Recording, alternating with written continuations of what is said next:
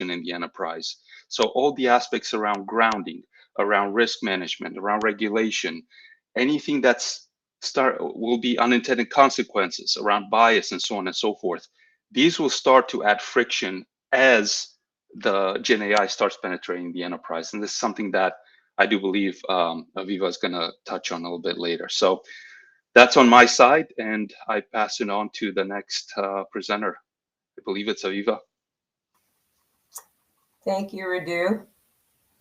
Um, yeah, so just following up from what was said by Eric and Radu, 2023 was the year that enterprises woke up to AI trust and security. We've been following this space for 3-4 years, and we rarely got calls about it. And most of the calls were tied to regulation and compliance. But as soon as AI was democratized and everyone could access it, everyone woke up, and it wasn't driven by compliance.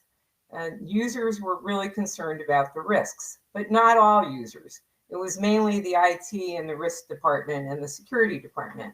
So our survey showed that it was about 80-20. 80 thought benefits outweighed the risks. So if you were on the security and risk side, you really were facing an uphill battle with the rest of the organization. So what happened is organizations just quickly started setting up these cross-unit task forces because it's not an IT only, it's not a risk and security job. It involves the legal department, the business, compliance, privacy. You really do need a cross-unit task force. It's its own animal. You can't manage it like you used to manage security before. And the first thing these organizations did, and about 2 out of 3, by the way, set up task forces, was they scrambled to define acceptable use policies. Like, what are we going to do? How do we know that we're not going to compromise our intellectual property to OpenAI? How do we stop that from happening? And their biggest concern is data compromise. So in polls that we've done with our clients, data compromise is the number one issue. And frankly, it's not only data compromise to external parties, third-party LLMs, because most of the hosting vendors do a decent job at security. No one's perfect.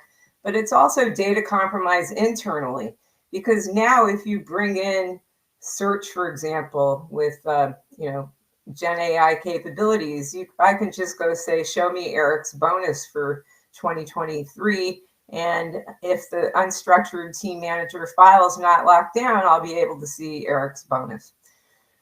The other phenomena we saw was just adding fuel to the business fire. Microsoft sales was coming on very strong with the business because Microsoft owns most of our desktops with Teams and Outlooks and PowerPoint. And the business really wants to start using this stuff. And so we got calls from IT and security. What are we supposed to do? The business is pushing us to move forward. We're not clear on what the risks are. And so security was put in a reactive position. And their first goal was, we just want visibility in what our end users are doing with Gen AI. So they didn't even know like who's using ChatGPT, who's using these applications. And you can't control what users do on their own devices anyway. So you have the whole bring your own device to work problem in spades now. But at least you can start getting visibility into what they're doing on enterprise controlled devices. So we did see some early adopters start experimenting with Gen AI controls and guardrails. And this is in addition to what the hosting vendors tell you. So the hosting vendors like OpenAI and Microsoft and Google, they do have responsible AI guardrails against hatred and violence. You can't easily ask, how do I make a bomb? But they don't have controls for your enterprise-specific policies and your enterprise-specific guardrails. And that's where you need to focus. You're not trying to save the world and keep the world safe. You're trying to save your company and keep your enterprise safe. And that's why you need these extra guardrails. So what do we expect in 2024 after we were caught off guard in 2023? We are seeing more POCs move into production. We just completed a survey, a global survey, and what we see is about 29% of POCs are in production already in January, and we expect that to be almost 60% by the end of 2024. So more projects moving into production. Microsoft Copilot, they just eliminated their 300-seat minimum. More enterprises are going to start using that for low-risk use cases like team summarization, document summarization. So more things are going into production, and now we're going to see the risks and the hacks. And as you know, if you've been in IT for any length of time, security is typically built in after the fact. After you have an internal or external data compromise, then everyone's going to say, oh, we better hurry up and put these guardrails in. And we do think internal data compromise will be more common than external ones. And we already saw that in our survey that we just got back. About 25% of companies have had AI-related hacks, and most of those are internal data compromise. And they're not necessarily malicious. It's just your data is a free-for-all now if you don't lock it down. The hackers are also going to start using these tools more widely. And my colleague Andrew Frank just pointed out an article, I think it was yesterday, that there's already deep fakes being made of Biden. That's nothing new, but it's ramping up in the New Hampshire primary. And we do expect it's so easy for these nation states to use these tools and hackers to use these tools. It's going to be a very big issue in the US election in 2024. So the companies are going to start looking for security controls, and we think these Gen AI trust, risk, and security controls will be part of a middleware layer between the enterprise and all the hosted LLMs and all the different types of applications and agents that you can use, because enterprises want vendor neutrality. So we do think there'll be this new class of software that will include risk and security, that you can put your rules, your policies, your development libraries in, and about 20% of large companies will probably adopt these tools by the end of the year.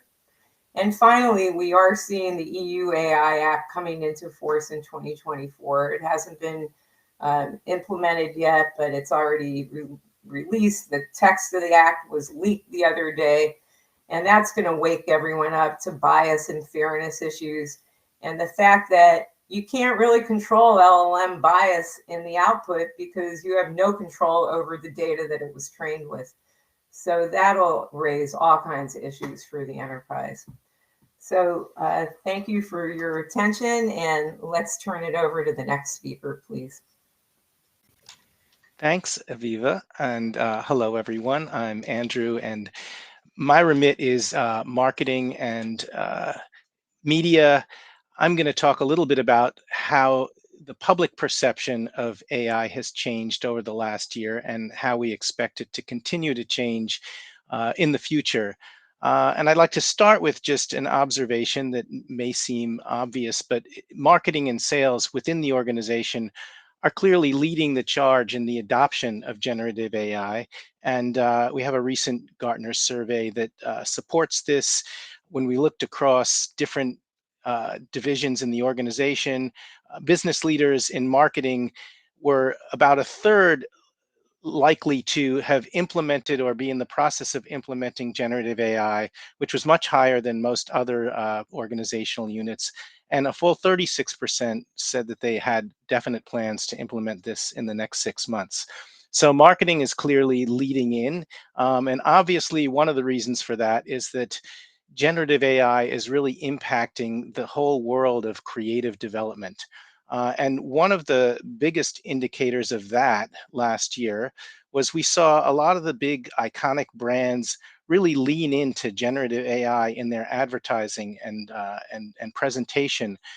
Perhaps none more than Coca-Cola, which created a campaign called Create Real Magic, where they invited aspiring digital artists into a platform where they could use GPT-4 and DALL-E to create a new original advertising and imagery using Coca-Cola assets.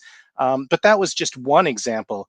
Companies like Unilever and Nestle, and especially PepsiCo, this was a really interesting one where they created a campaign called Messi Messages, based on the footballer Lionel Messi for their Lay's brand.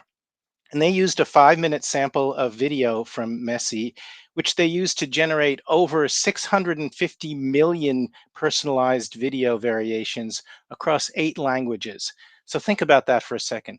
650 million variants of a video across 8 languages, none of which were spoken by Messi, or perhaps one, English.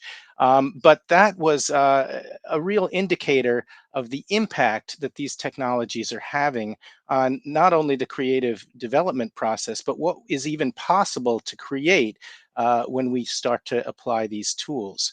And of course, that story doesn't land completely well with everyone.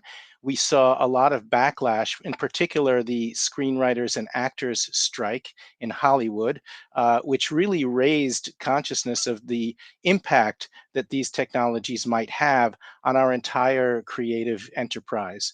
And they weren't the only ones. Recently, we've seen the New York Times and other writers and publishers initiate lawsuits against some of the big providers, claiming that they were using their content to train their models without permission and that this is a violation of their intellectual property rights. So these are raising major issues. And again, these were the main things that have elevated this into the public perception. And so, in summary, Gartner often likes to think about technologies in terms of our hype cycle, which, if you've seen it, shows how a technology generally follows the pattern where it rises to the peak of inflated expectations, which we believe we hit in 2023, and then it tumbles down into the abyss. The trough of disillusionment. And I think we're clearly starting to see that come into view. With a litany of issues that are starting to become more and more